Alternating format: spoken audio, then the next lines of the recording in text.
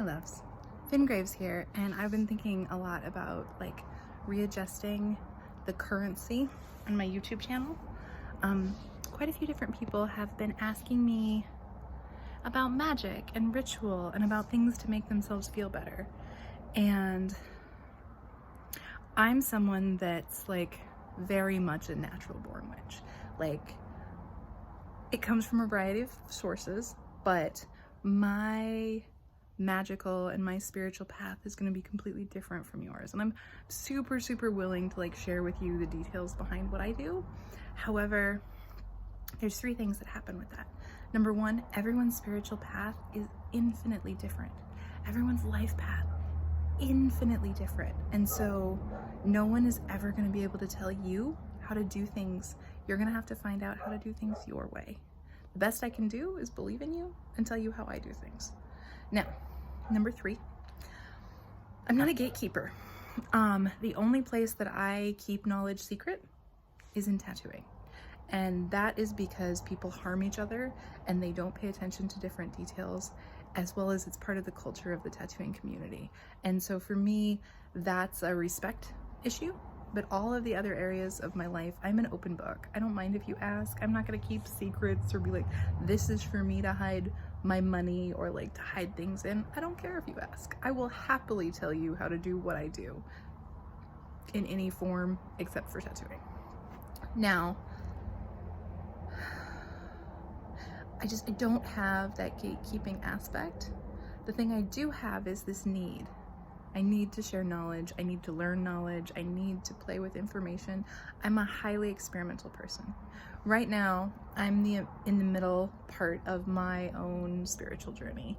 And that process involves a lot of experimentation and seeing with what works and what doesn't right now, because I'm being called to a bunch of different directions right now. Like, each of us as people have different guides, and most of the time my guides are animals. Like, I'm highly guided by animals. Here, quick showcase.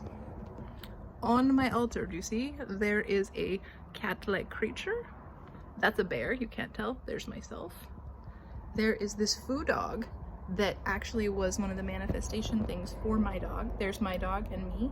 There's a freaking fallen over Pegasus. There's a little monster creature right here. There's a horse back there. And like, there's 1, 2, 3, 4, like, so see, there's a little fox, and there's another bear, there's a heart, there's a fertility god, there's a deer and another little fox. That's just what's on my altar. And so for me, my main guides are animals. I'm doing a lot of work right now with ancestral magic at the moment.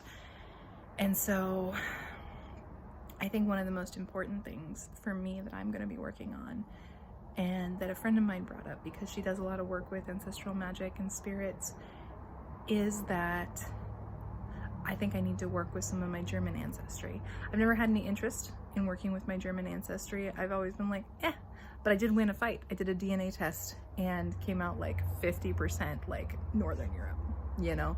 And my mom has always said that we are like 100% British, and I laugh.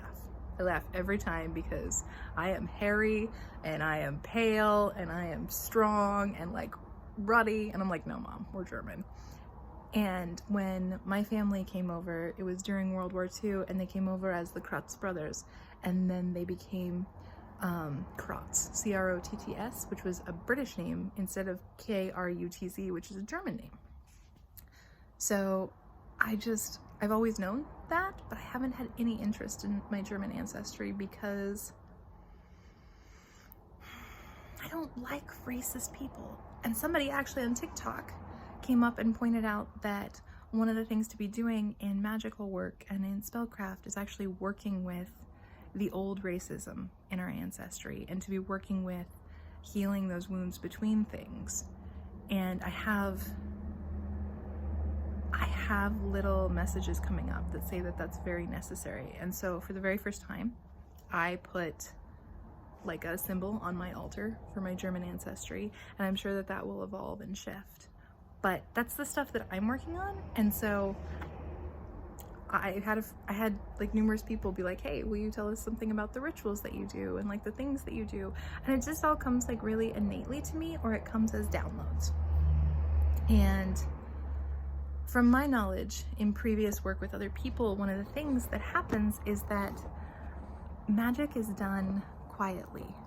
But I think that the world right now really needs more magic. I think that they need that conceptual ability to play with things, and they need the vibrancy of allowing eclectic energy to come into things and to just really like resonate with people and themselves.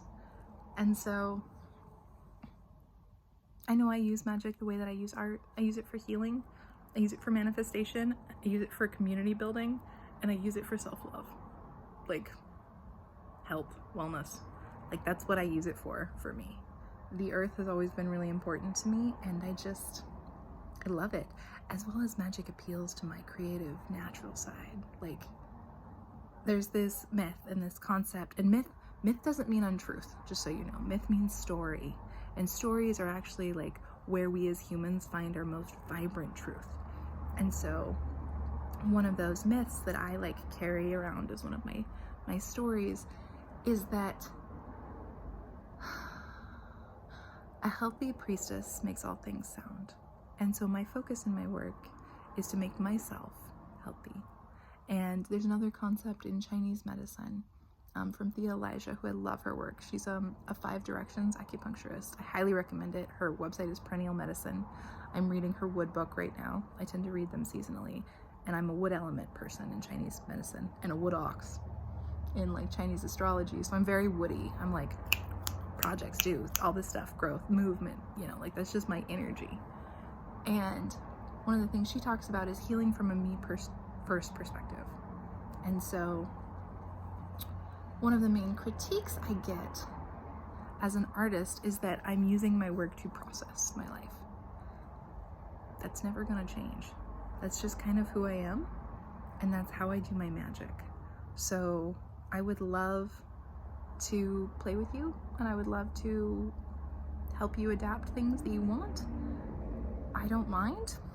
Like, you're gonna have to ask me questions though to make it about you, because otherwise it's just gonna be about how I do stuff.